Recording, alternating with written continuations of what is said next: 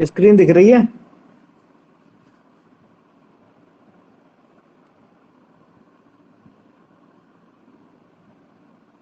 भारत के राष्ट्रीय प्रतीक दिख रहा है? दिख रहा है।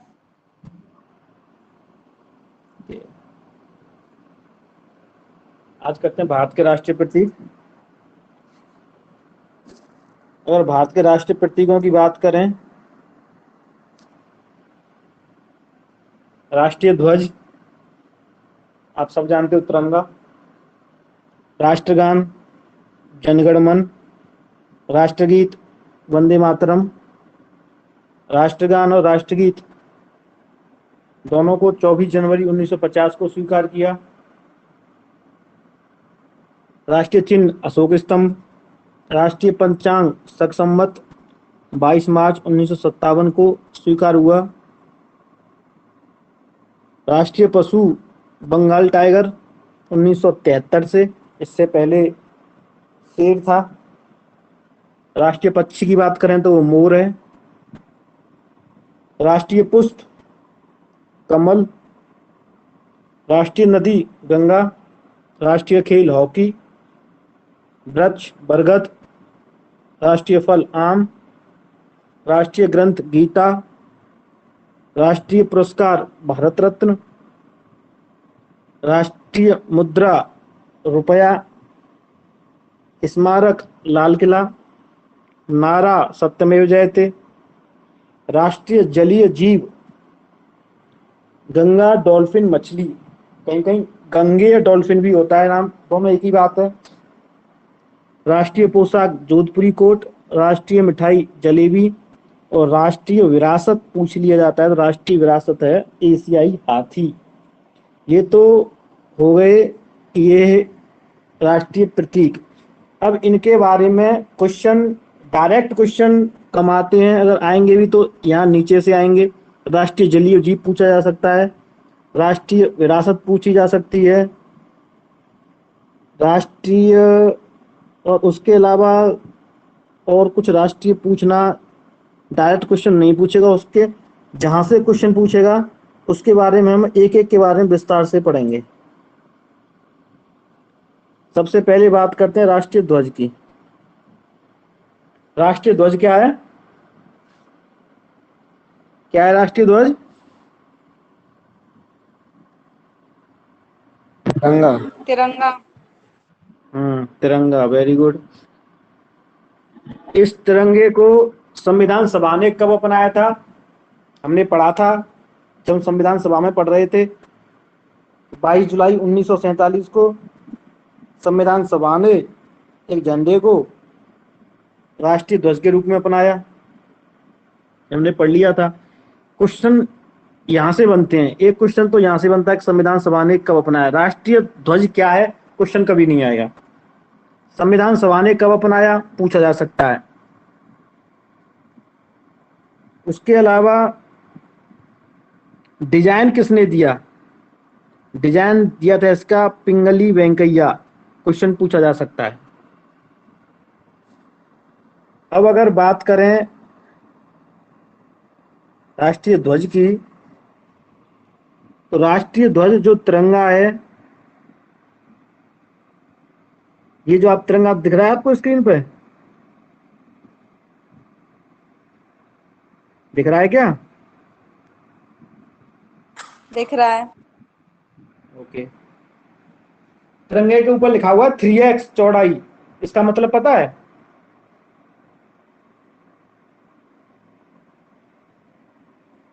मतलब पता है कि नहीं? L/V करके है तो 3 शायद इसकी लेंथ है और चौड़ाई इसकी दे रखी है। चौड़ाई की कोई वो नहीं दे आप रखी। झंडा कितना भी बड़ा बनाओ, चाहे कितना भी चौड़ा बनाओ, चाहे आप अगर झंडा और बड़ा बनाना चाहते हो, तो अगर जितना भी बड़ा बनाओगे उसकी जो लंबाई और चौड़ाई का जो अनुपात रहेगा वो 3:2 ही रहेगा। यानी कि अगर 30 मीटर आप चौड़ाई रखना चाहते हो तो आपको उसकी लंबाई उसका 1.5 गुना यानी कि 45 मीटर रखनी पड़ेगी। छोटा बनाओगे छोटा, यानी कि उसका जो रेशियो है वो इतना ही रहना चाहिए। लंबाई चौड़ाई का अनुपात भी क्वेश्चन में कई बार पूछ लिया जाता है। अब इसमें 3 रंग होते हैं, केसरिया, सफेद और हरा। केसरिया त्याग बलिदान, सफेद शांति सत्य पवित्रता, हरा हरियाली और समृद्धि का प्रतीक है। बीच में एक नीले रंग का चक्र है जिसमें 24 तीलियां हैं। क्वेश्चन पूछा जाता है कि ये चक्र है, ये कहाँ से लिया गया है? तो ये सारनाथ स्तंभ से लिया गया है। तीलियों के बीच में कितनी डिग्री का कोण है? सिंपल सा है, 360 डिग्री होता है एक राउंड में। 24 तीलियां हैं तो 24 का हम भाग देंगे 360 में। देखो 360 डिवाइड 24 कितना आएगा? 15 आएगा। तो 15 डिग्री होता है तीलियों के बीच में कोण। याद रखने की जरूरत नहीं है इसको, आप वैसे भी निकाल सकते हो। इसके अलावा और क्वेश्चन कहाँ से बनते हैं?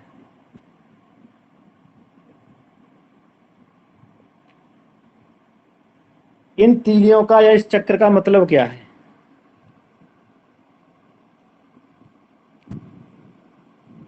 किसके प्रतीक हैं ये, पता है? चक्र जो है बुद्ध के 24 गुणों को व्यक्त करता है। बुद्ध के जब बारे में जब पढ़ोगे तो उसके 24 गुण हैं, तो इस 24 तीलियों का मतलब 24 गुणों से है। एक क्वेश्चन बनता है कि राष्ट्र ध्वज की जननी मैडम भीकाजी कामा, डिजाइनर अलग है, जननी अलग है। जब हम समितियों के बारे में पढ़ रहे तो हमने समिति पढ़ी थी राष्ट्र ध्वज पर गठित समिति, डॉक्टर राजेंद्र प्रसाद। और झंडा समिति के कौन थे? जेबी कृपलानी। जेबी ये कृपलानी। भी कृपलानी। यानी कि जब तक झंडा बना, झंडा तिरंगा ये सब जेबी कृपलानी की समिति ने गठित किया। और राष्ट्र ध्वज की समिति ने क्या किया? राष्ट्र ध्वज की समिति ने ये किया, जब कोई झंडा राष्ट्र ध्वज बन गया तो उस राष्ट्र ध्वज की क्या गरिमा होनी चाहिए, राष्ट्र ध्वज किन अवसरों पर फहराया जाना चाहिए, राष्ट्र ध्वज कब नहीं फहराया जाना चाहिए, राष्ट्र ध्वज के साथ क्या, अगर कोई गंदा है फटा है तो उसके साथ क्या होना चाहिए। तो ये सब राष्ट्र ध्वज की जो गरिमा थी या राष्ट्र ध्वज के बारे में जो आप बोल सकते हैं नियम व शर्तें हैं, वो राष्ट्र ध्वज समिति ने बनाई थी। अब आपको राष्ट्र ध्वज समिति और झंडा समिति में अंतर समझ में आ जाना चाहिए, और आपको अंतर समझ में आ भी गया है। अब बात करें राष्ट्र ध्वज के बारे में कुछ। राष्ट्र ध्वज को हम पहले अपने घरों पर नहीं फहरा सकते थे। कब तक? 2002 तक। 26 जनवरी 2002 तक राष्ट्र ध्वज को हम अपने घरों पर, प्राइवेट बिल्डिंग पर नहीं फहरा सकते थे। नवीन जिंदल, जिसका नाम आपने सुना होगा, बहुत मशहूर व्यवसायी हैं, उन्होंने याचिका डाली थी सुप्रीम कोर्ट में कि हम अपने घरों पर राष्ट्र ध्वज को क्यों नहीं फहरा सकते। तो सुप्रीम कोर्ट ने आदेश दिया था और 26 जनवरी 2002 को यह ऐतिहासिक फैसला हुआ था। और 26 जनवरी 2002 को ही सुप्रीम कोर्ट ने आदेश दिया था कि सभी लोग अपने घरों पर झंडा फहरा सकते हैं। लेकिन उसमें गाइडलाइंस थी कि आप सूर्य उदय से पहले नहीं फहरा सकते और सूर्य अस्त होने के बाद झंडे को नहीं फहरा के रख सकते, केवल दिन के टाइम में रख सकते थे। 23 दिसंबर 2009 से रात में भी झंडे को फहराने की छूट हो गई है, लेकिन उसमें कंडीशन ये कि अगर आपको झंडे को रात में फहराना है या झंडे को रात में फहरा हुआ छोड़ना है तो झंडे को कभी भी अंधेरे में नहीं रख सकते। ये झंडे को फहराने की कंडीशन होती है। अगर झंडा फहरा है तो झंडे के ऊपर प्रॉपर लाइट की व्यवस्था होनी चाहिए, तो आप रात में उसको फहरा हुआ छोड़ सकते हैं। अदरवाइज आप झंडे को फहरा हुआ नहीं छोड़ सकते। अगर आप छोड़ रहे हो तो झंडे का अपमान है, राष्ट्रीय ध्वज का अपमान है। तो ये आपको बड़े लेवल में क्वेश्चन पूछा जा सकता है।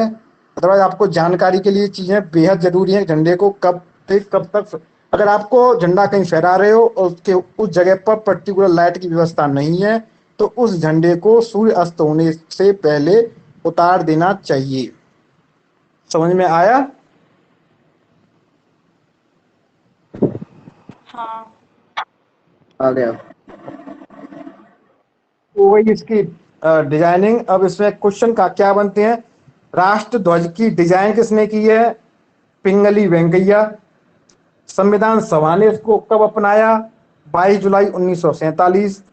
क्वेश्चन नंबर 3, चौड़ाई लंबाई का अनुपात, लंबाई चौड़ाई का अनुपात। क्वेश्चन घुमा के पूछ सकता है, पहले लंबाई दे देगा तो आपको क्या रखना है, लंबाई देगा तो 3 है, कुल मिला के लंबाई है वो 3 रखनी है, इसलिए मैंने 3x किया है। और चौड़ाई देगा, गलत लिखा है मैंने, 3x इंटू 3x लंबाई होनी चाहिए, चौड़ाई 2x है। ये अपने हिसाब से समझ लेना, कभी चौड़ाई लंबाई अनुपात देगा तो 2:3 है, लंबाई चौड़ाई अनुपात देगा तो 3:2 है। समझ में आ गया ये? आ गया। मैथमेटिक्स का 2 है। 3 क्वेश्चन हो गए। संविधान सभा ने कब अपनाया, डिजाइन किसने दिया, लंबाई चौड़ाई का अनुपात क्या है, चौथा कितनी तीलियां हैं, सबको पता होगा। 5वां क्वेश्चन, इसकी जननी किसको बोला जाता है, मैडम भीकाजी कामा। 6वां क्वेश्चन, राष्ट्र ध्वज पर गठित समिति के अध्यक्ष कौन है, डॉक्टर राजेंद्र प्रसाद। ये क्वेश्चन आपके पूछे जा सकते हैं। इसके अलावा आपको विशेष जानकारी ये भी होनी चाहिए कि 26 जनवरी 2002 से राष्ट्र ध्वज को हम सभी इमारतों पर फहरा सकते हैं। किसकी याचिका थी, डीपली क्वेश्चन पूछता है तो नवीन जिंदल की याचिका थी। और रात्रि में कब से फहराने का प्रबंध है, वो 23 दिसंबर 2009 से है। अगर ये तारीखें नहीं भी याद होती हैं तो कोई बात नहीं, बस आपको पता होना चाहिए इन चीजों के बारे में। ठीक है, अब अगले राष्ट्रीय प्रतीक पे चलें।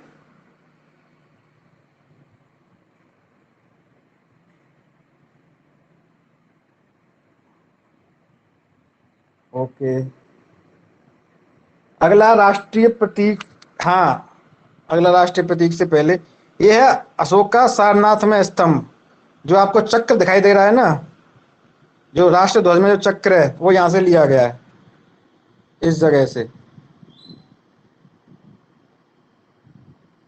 दिख रहा है ना, ये जगह दिख रही है। दिख रहा है, दिख रहा है। दिख रही है, दिख रही है। ओके, यहां से लिया गया है वो।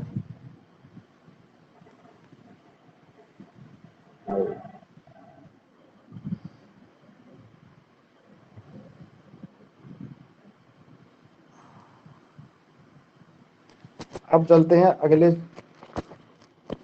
प्रतीक पे। अगला प्रतीक है हमारे राष्ट्रगान और राष्ट्रगीत।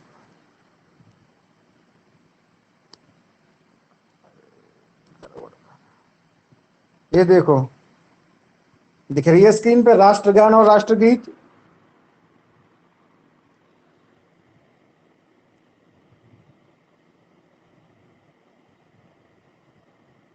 दिख रहे हैं क्या?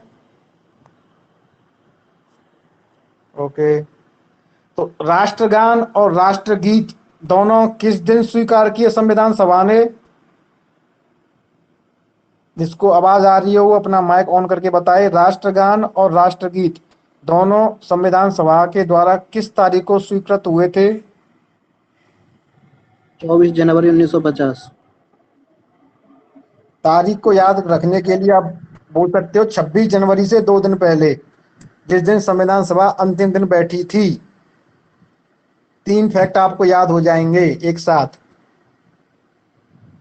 और 24 जनवरी को ही संविधान सभा आखिरी दिन बैठी थी, हाँ या ना?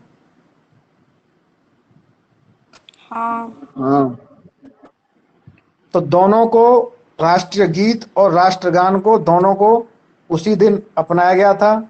राष्ट्रगान क्या है, वो है जन गण मन, और राष्ट्रगीत है वंदे मातरम। इन दोनों में काफी सारी सिमिलरिटीज हैं। बहुत क्वेश्चन पूछे जाते हैं और बहुत क्वेश्चनों में कंफ्यूजन होता है, इसलिए दोनों को एक साथ रखा है। दोनों के कई सारे कॉमन फैक्टर हैं, उन जो जो कॉमन है बिल्कुल सामने रखें। जैसे कि दोनों को 24 जनवरी 1950 को अपनाया गया था, ये हमने पढ़ लिया यहां तक। अब क्वेश्चन यहां से पूछते हैं कि राष्ट्रगान को पहली बार कब और कहां गाया गया था? राष्ट्रगान को और वंदे मातरम को दोनों में कब और कहां गाया गया था? मैं कहां गाया गया था, दोनों की कॉमन है, दोनों को कलकत्ता में गाया गया था। राष्ट्रगान को गाया गया था 27 दिसंबर 1911 कलकत्ता के कांग्रेस अधिवेशन में। ठीक उसी प्रकार राष्ट्रगीत वंदे मातरम को भी गाया गया था 28 दिसंबर 1896 कलकत्ता के कांग्रेस अधिवेशन में। राष्ट्रगीत गाया गया 1896 में। तारीख नहीं याद होती है, तारीख बिल्कुल याद नहीं करनी, नहीं याद होती है कोई दिक्कत नहीं, तारीख वर्ष जरूर याद रख लेना। वर्ष कैसे याद रखते हैं? राष्ट्रगान 1911 की तारीख आपको दिमाग में आ रही होगी। 1911 का वो वर्ष वही वर्ष है जब जॉर्ज पंचम भारत में आए थे, दिल्ली में दरबार लगा था, बंगाल का जो विभाजन था वो रद्द हुआ था, दिल्ली राजधानी शिफ्ट हुई थी कलकत्ता से। याद आ रहा है जब हिस्ट्री पढ़ रहे थे? याद आ रहा है कि नहीं? आ रहा है। तो उसी वहां पे कलकत्ता में कांग्रेस का अधिवेशन था, वहां पे जॉर्ज पंचम को आना था। तो जॉर्ज पंचम के सम्मान में एक गीत गाया गया। वो गीत वही गीत है जो आज आपका राष्ट्रगान है, जन गण मन अधिनायक जय हे। उसमें काफी टीका टिप्पणियां भी हुई थी, हालांकि रविन्द्रनाथ टैगोर ने इसका वो भी किया था, लेकिन कुल मिला के बात यह है जब जॉर्ज पंचम आए थे 1911 में कलकत्ता में, तब यह गीत गाया गया था। क्वेश्चन हमारा ये बनता है कि राष्ट्रगान कहाँ गाया गया था? कलकत्ता में गाया गया था। कब गाया गया था? 1911 में गाया गया था। याद रहेगा? याद रहेगा कलकत्ता? रहेगा। ओके। जिस प्रकार कलकत्ता के कांग्रेस अधिवेशन में राष्ट्रगान गाया गया, ठीक उसी प्रकार 1896 के कांग्रेस अधिवेशन में जो कि कलकत्ता में ही हुआ था, वहां पे ये गीत गाया गया, वंदे मातरम। 1896 वो वर्ष है जब आपके ओलंपिक खेलों का आयोजन विश्व में प्रारंभ हुआ था। दो चीज आप याद रख सकते हो 1896 से। 1896 से क्या? एथेंस में ओलंपिक खेलों का आरंभ। दूसरा, कलकत्ता के कांग्रेस अधिवेशन में राष्ट्रगीत गाया गया। दूसरी सबसे इंपॉर्टेंट बात, अगर आप याद रखना चाहो याद रख सकते हो, नहीं याद रहे तो कोई बात नहीं। अगर आप बड़े हाई लेवल के एग्जाम में पूछ लिया जाता है कि जिस वर्ष राष्ट्रगान गाया गया था कलकत्ता के अधिवेशन में, उस अधिवेशन की अध्यक्षता कौन कर रहे थे? तो वो कर रहे थे विशन नारायण दत्त। आप याद नहीं रख पाते तो कोई बात नहीं है, याद रख सकते हो तो बहुत बढ़िया है। राष्ट्रगीत जब गाया गया था वंदे मातरम, तो उस कांग्रेस के उस अधिवेशन की अध्यक्षता कौन कर रहे थे? रहीमुल्लाह सहानी। बहुत बड़ी विडंबना है कि आज भारत में ये बहुत बड़ा फैक्ट चलता है कि मुसलमान वंदे मातरम नहीं गाते। और आप ये देख सकते हो कि वंदे मातरम जब पहली बार गाया गया तो कहाँ गाया गया? कांग्रेस के अधिवेशन में। और उस अधिवेशन की अध्यक्षता कौन कर रहा था? वो एक मुसलमान व्यक्ति ही था। देख रहे हो? तो उसका नाम था रहीमुल्लाह सहानी। अब बात करते हैं इसके अगले फैक्ट की। अगला फैक्ट है कि राष्ट्रगान और वंदे मातरम के रचयिता कौन कौन है? तो राष्ट्रगान के रचयिता हैं आपके रविंद्रनाथ टैगोर। वंदे मातरम के रचयिता हैं बंकिम चंद्र चटर्जी। रविन्द्रनाथ टैगोर ने राष्ट्रगान लिखा था 1910 में, और वो राष्ट्रगान जो लिखा हुआ है वो गीतांजलि एक पुस्तक है। उस गीतांजलि पुस्तक में राष्ट्रगान की कुछ पंक्तियां लिखी हुई हैं। और जो बंकिम चंद्र चटर्जी ने जो वंदे मातरम लिखा था वो लिखा था 1896 में। और वो उनका जो संकलन है, बंकिम चंद्र चटर्जी ने कुछ गीतों का संकलन एक उपन्यास में इकट्ठा किया, और उस उपन्यास का नाम है आनंद मठ। जो कि उस आनंद मठ में जो वंदे मातरम को शामिल किया गया था वो हुआ था 1882 में। इस आनंद मठ से क्वेश्चन पूछ लिया जाता है कि आनंद मठ में किसका विवरण है मेनली?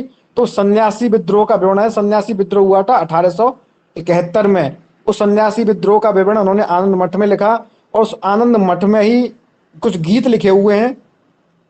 उन गीतों में से एक गीत था वंदे मातरम, जो कि मातृभूमि की हमारी विशेषताओं को दर्शाता। ये गीत बहुत फेमस हुआ था, बेहद फेमस हुआ था। तो पहले बंकिम चंद्र चटर्जी ने केवल इस गीत के 2 पद लिखे थे, लेकिन जब गीत इतना फेमस हुआ तो उन्होंने इस पदों को आगे बढ़ाया। कुल 5 पद इस वंदे मातरम में उन्होंने लिखे हैं।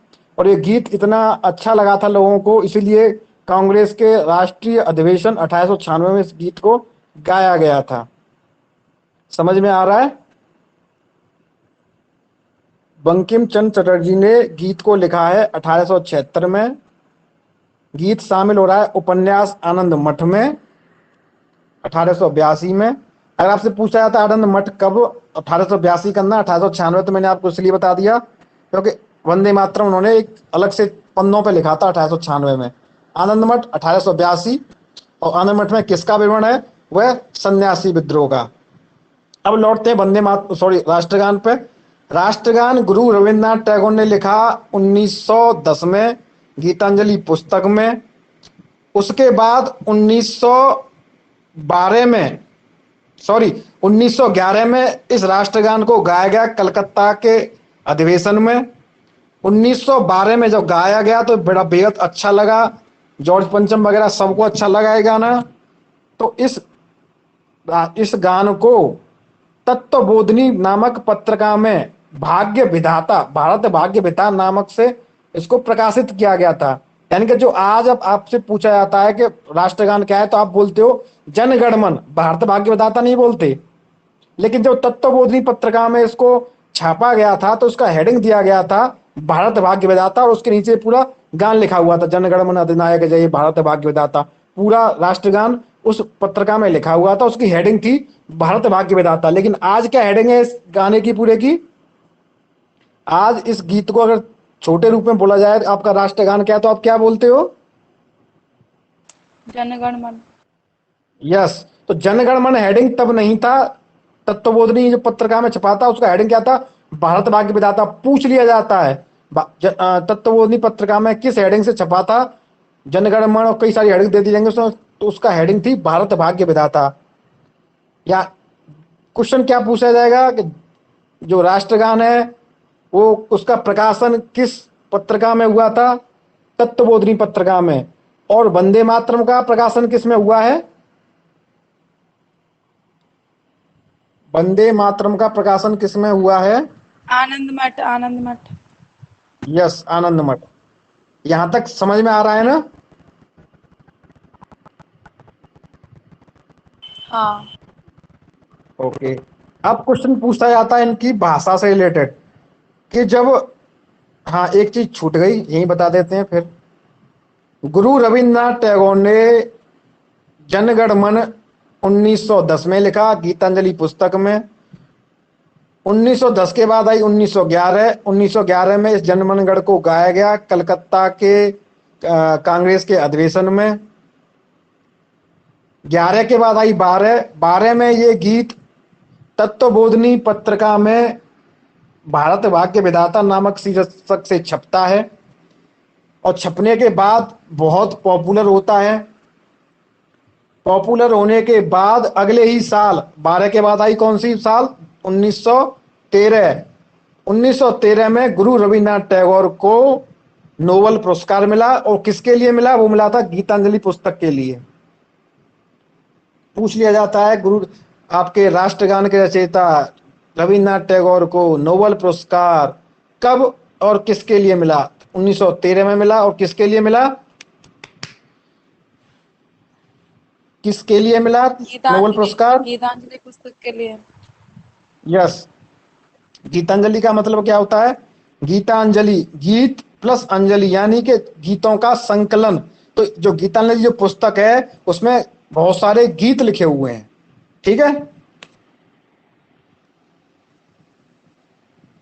आगे चलते हैं। भाषा, जो जनगण मन की जो भाषा है वो संस्कृत निष्ठ बांग्ला है। यानी कि एक शब्द कहें तो बंगला भाषा में है, लेकिन वो कैसी बांग्ला है? संस्कृत निष्ठ। और जो वंदे मातरम है वो पूर्णतः संस्कृत में है। कुल मिला के बात यह है, राष्ट्रगान मूलतः बंगला भाषा में है, वंदे मातरम मूलतः संस्कृत में है। इसलिए आपको वंदे मातरम की एक वंदे मातरम के अलावा अगली लाइन भी याद नहीं होगी। राष्ट्रगान की आपको पूरा याद होगा क्योंकि वो हिंदी में ट्रांसलेट हो गया था बाद में। वंदे मातरम मूलतः किसमें है? वंदे मातरम की भाषा क्या है? जनगण मन की भाषा क्या है? संस्कृत निस्त बांग्ला। जनगण मन की राष्ट्रगान की भाषा क्या है?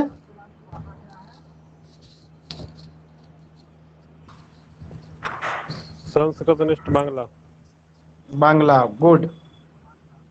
अब जब जो भाषाएं इनकी वो भाषाएं थी जो पूरे भारत में पॉपुलर कह सकते हैं नहीं थी, या पूरे भारत के लोगों को समझ में नहीं आती थी, इसलिए इनका ट्रांसलेशन हुआ फिर अलग अलग भाषाओं में। जैसे कि रविंद्रनाथ टैगोर वो व्यक्ति थे जो अपने आप को ये सोचते थे कि मैं कुछ भी कर सकता हूं, और वो कुछ भी करने की क्षमता रखते थे। जब रविन्द्रनाथ टैगोर को पता लगा कि ये गीत बहुत अच्छा लगता है बंगालियों को, लेकिन बाकी के हिंदुस्तान में इस गीत का मतलब समझ में नहीं आ रहा है, तो रविन्द्रनाथ टैगोर ने इस अपने लिखे हुए गीत का ट्रांसलेशन किया इंग्लिश में 1919 में। खुद रविन्द्रनाथ टैगोर ने पहले इसको बांग्ला भाषा में लिखा, फिर इसका ट्रांसलेशन किया इंग्लिश में। और जो ट्रांसलेशन इंग्लिश में किया था उसका शीर्षक दिया था इन्होंने the morning song of India. Question पूछा जाता है, ठीक है। तो जनगण मन का या राष्ट्रगान का इंग्लिश में ट्रांसलेशन किसने किया? उसी व्यक्ति ने किया जिस व्यक्ति ने लिखा। ओके, ठीक है। ठीक है। ठीक है। और वंदे मातरम का इंग्लिश में ट्रांसलेशन किसने किया? वंदे मातरम का इंग्लिश में ट्रांसलेशन किया अरविंद घोष। नाम सुना होगा आपने। वंदे मातरम का ट्रांसलेशन करते हैं अरविंद घोष, और जनगण मन का इंग्लिश में ट्रांसलेशन करते हैं खुद वही व्यक्ति जिसने इनका लिखा है, और उसका नाम दिया the morning song of India. अब बात आती है उर्दू अनुवाद की। तो उर्दू का अनुवाद वंदे मातरम बोलते हैं ना, वंदे मातरम हम मुसलमान नहीं गाएंगे, तो मुसलमानों ने ही उर्दू में भी अनुवाद किया वंदे मातरम का। उस व्यक्ति का नाम था आरिफ मोहम्मद खान। और बड़ी विडंबना है, इस आरिफ मोहम्मद खान ने बहुत लोगों से मजे लिए। उर्दू में इसका अनुवाद कर दिया वंदे मातरम का, और बहुत मुसलमानों को दिखाया। बड़े बड़े जो प्रकांड विद्वान बनते थे ना, वंदे मातरम मुसलमानों को नहीं गाना चाहिए, उन्हीं व्यक्तियों के सामने रखा और उनसे पूछा क्या भाई साहब इसमें कुछ गलती है क्या? तो बोलते नहीं, इसमें कुछ गलती नहीं है, तो गा सकते हैं। लेकिन जब उसने बताया ना कि वंदे मातरम का अनुवाद है, फिर उन्होंने नहीं गाया। चलो लौट के आते हैं। और अगर जनगण का उर्दू अनुवाद पूछा जाए तो वो है आबिद अली। आबिद अली ने दो काम किए, हिंदी में भी उसी ने अनुवाद किया इसका, और उर्दू में भी अनुवाद इसी व्यक्ति ने किया। और ये आपको बता दूं, जो आबिद अली था ये सुभाष चंद्र बोस का बहुत पेट आदमी था। सुभाष चंद्र बोस के कहने पर ही इस व्यक्ति ने इसका हिंदी और उर्दू दोनों में अनुवाद किया था। ठीक है, ये चीजें अगर याद नहीं होती हैं तो उनको लिख के रख लेना। जब भी एग्जाम में जाओ एक बार देख के जरूर चले जाना। नाम देख के आपको क्वेश्चन टिक करने में आसानी रहेगी। ठीक है। धुन से रिलेटेड क्वेश्चन पूछा जाता है तो वंदे मातरम की धुन दी है जमाल सेन ने, और राष्ट्रगान की धुन दी है राम सिंह ठाकुर ने। क्वेश्चन जो बहुत आता है, कंफ्यूज करता है, वो है गायन का समय। वंदे मातरम को राष्ट्रगान को गाने का क्या समय होना चाहिए?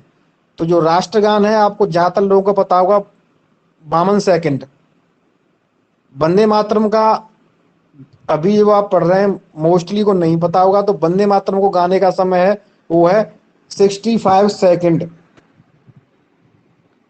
लेकिन जब एग्जाम में पूछा जाता है, एग्जाम में कई बार उसको मिनट में लिख देते हैं, 1 मिनट 5 सेकंड करके, 1 minute 10 second, 1 minute 2 second, 50 second. तो हम पढ़ के जाते हैं 65 सेकंड। जब एग्जाम में का प्रेशर इतना रहता है कि 1 मिनट 5 सेकंड हम समझ नहीं पाते कि 1 मिनट 5 सेकंड का मतलब ही 65 सेकंड है। तो इसलिए मैंने दोनों चीज यहाँ पे लिख दी हैं, 65 सेकंड या 1 मिनट 5 सेकंड, बात एक ही है। राष्ट्रगान को गाने का समय है 52 सेकंड। एक लघु गान का भी प्रावधान है हमारे संविधान में। अगर हम उस जब ज्यादा समय नहीं है या कुछ ऐसी परिस्थितियां हैं कि हम शॉर्ट में गाना चाहते हैं तो उसके लिए 20 सेकंड है। और लघु गान में क्या क्या गाया जाता है मैं आपको भी दिखा दूं। कुल मिला के लघु गान से शब्द आए तो उसका 20 सेकंड, और राष्ट्रगान का शब्द आए तो उसका है 52 सेकंड। समझ में आया? आ गया। ओके। अब मेन चीज है कि राष्ट्रगान और राष्ट्रगीत दोनों के जो मूलतः जो पद थे वो 5-5 पद थे, लेकिन उन 5-5 पदों में से जो पहला पहला पद है उसको राष्ट्रगान और उसी को राष्ट्रगीत के रूप में हमने स्वीकार किया। यानी कि जो राष्ट्रगान है वो बहुत लंबा है, उसके कुल टोटल 5 पद हैं। उन 5 पद, आज का जो राष्ट्रगान आप जो देखते हो, सुनते हो, पढ़ते हो, वो उस 5 पदों में से केवल पहला पद है। ठीक उसी प्रकार जो वंदे मातरम आप गाते हो, सुनते हो, पढ़ते हो, वो पूरे वंदे मातरम का केवल पहला पद है। ठीक है,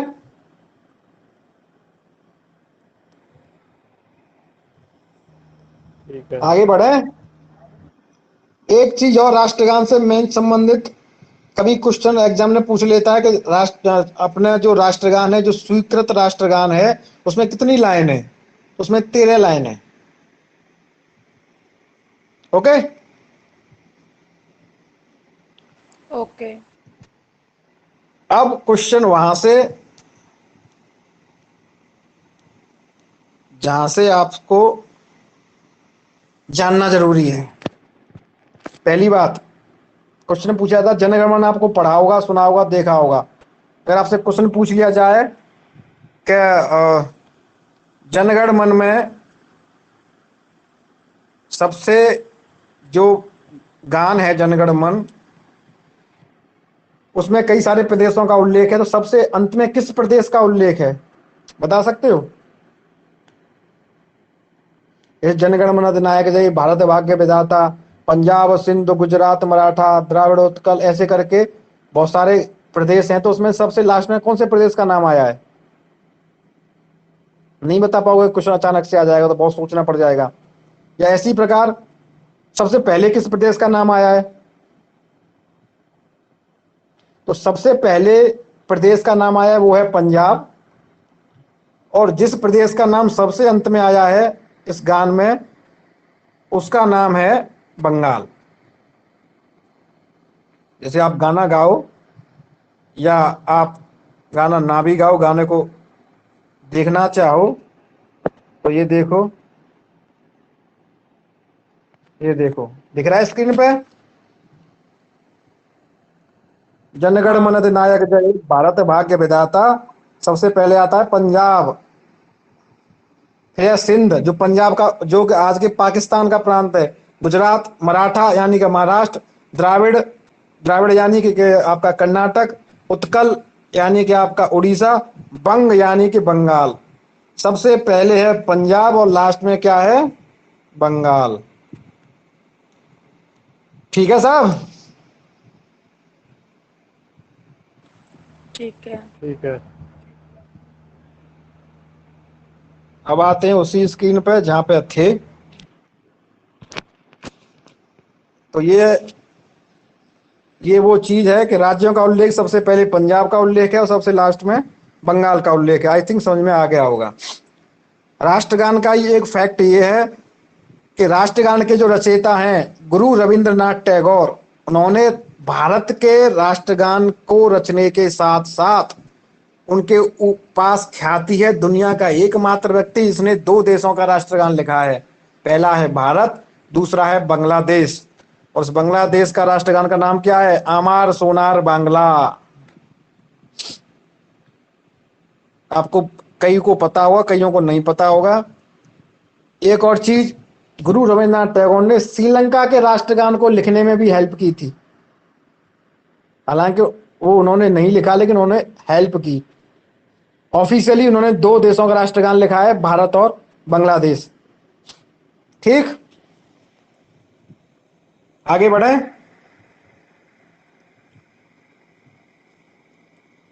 अगर वंदे मातरम की बात करें तो वंदे मातरम भी वो गीत है जो राष्ट्रीय आंदोलन का प्रेरणा स्रोत रहा है। क्योंकि आपने देखा होगा, पढ़ा भी होगा, फिल्मों में भी देखा होगा, ज्यादातर जितने भी क्रांतिकारी जो शहीद होते थे, फांसी पे चढ़ाए जाते थे, तो वो वंदे मातरम को गाते हुए ही शहीद होते थे। तो इसीलिए जो वंदे मातरम था वो लोगों को जोड़ता था, उस समय एक दूसरे से लिंक करता था, देशभक्ति की भावना जागृत होती थी वंदे मातरम गीत से।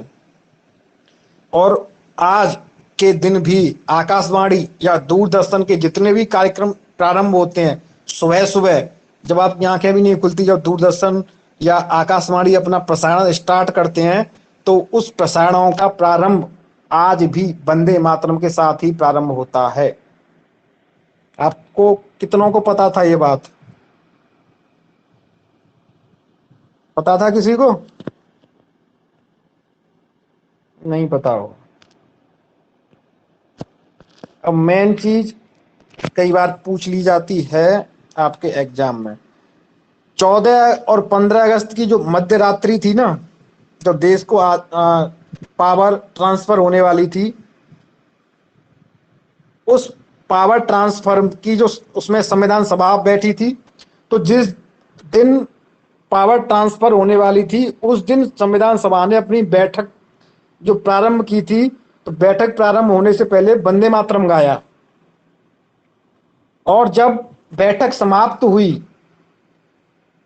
तब उन्होंने जनगण मन से इस बैठक का समापन किया। ये ऐतिहासिक घटना थी, पहली बार।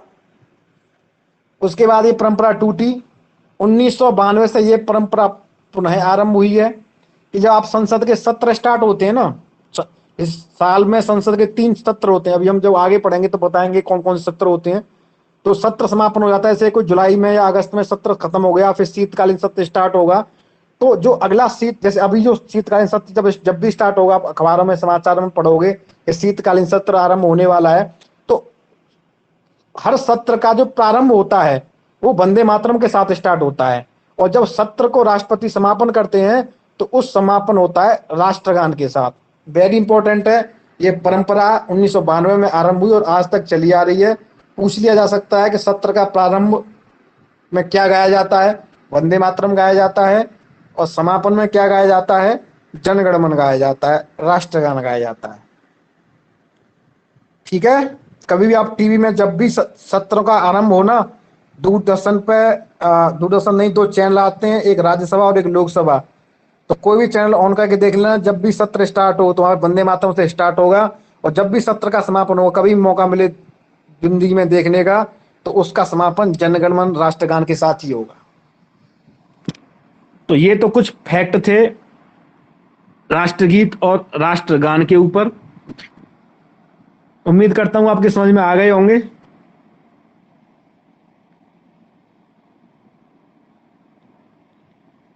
या आगे समझ में, या कहीं कोई डाउट रह गया इनमें?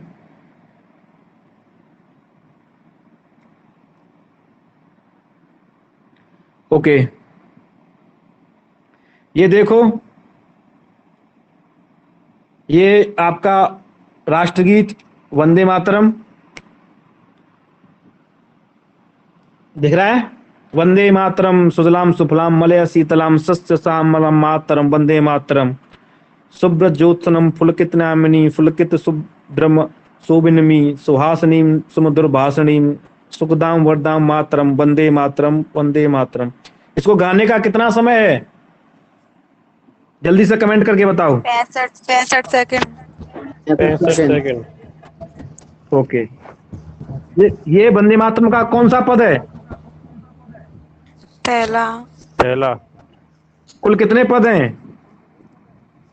5। ओके, वंदे मातरम किस उपन्यास में लिखा हुआ है?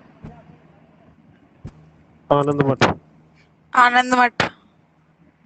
Okay okay okay.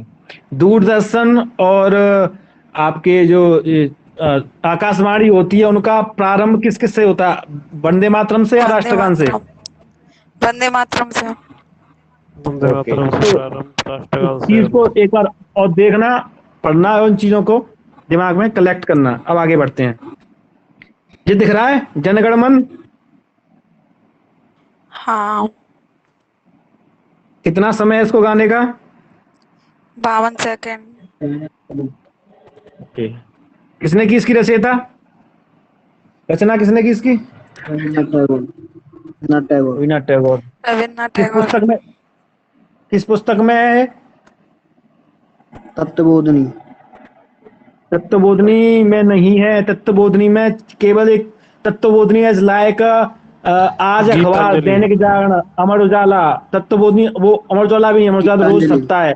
वो एक पत्रिका थी जो कि एक छपी थी, उसमें एक शीर्षक लगे छपा था ये पुस्तक में गीतांजलि में, ठीक है। ठीक है। ओके ठीक है। तत्वबोधिनी में किस नाम से छपा था ये? भारत भाग्य विधाता। भारत भारत भाग्य भाग्य विधाता। विधाता। Very good. चलो आगे। ये है आपका लघुगान। जनगण मन अधिनायक जय हे, भारत भाग्य विधाता जय हे जय हे जय हे, जय जय जय जय हे। अगर कोई ये 3 लाइन गाता है और बंद कर देता है तो उसको आप ये मत कहना कि बेवकूफ है या इसको गाना आता नहीं है या गाना भूल गया। अगर वो 20 सेकंड में ये भी गा रहा है तो उसकी भी उतनी ही महत्वता है जितना आपके पूरे राष्ट्रगान की है। कौन सी? ठीक है। फिर से रिपीट करना सर इस बात को। कौन सी बात को? ये जो मतलब उतनी महत्वता है जो 3 लाइनों को गा रहा है वो। पढ़ ले इसको, क्या लिखा है इसमें पहले के बाद। संक्षिप्त संस्करण को चलाने की अवधि लगभग 20 सेकंड है। बे पूरा पढ़े, मैंने यहाँ 20 लाइन कर दी तो नीचे से पढ़ लिया। ऊपर कुछ लिखा है कि फर्जी में हमने छाप दिया अच्छा। है। अरे हाँ ठीक है वो जूम कर रखा था ना तो ऊपर वाली लाइन दिखी नहीं थी मुझे। ठीक है। लेकिन ये विशिष्ट अवसरों पे गाया जाता है, हालांकि हमें पूरा राष्ट्रगान याद होना चाहिए। इस जो लघु गान है इसको गाने की अवधि कितनी है? 20 सेकंड। 20 सेकंड। ठीक है। लघु गान और राष्ट्रगान में अंतर समझ में आ गया?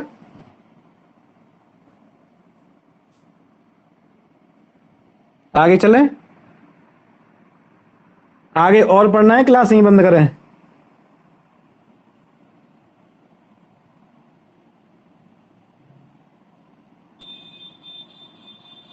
आगे और करना है कि बंद करें, बताओ।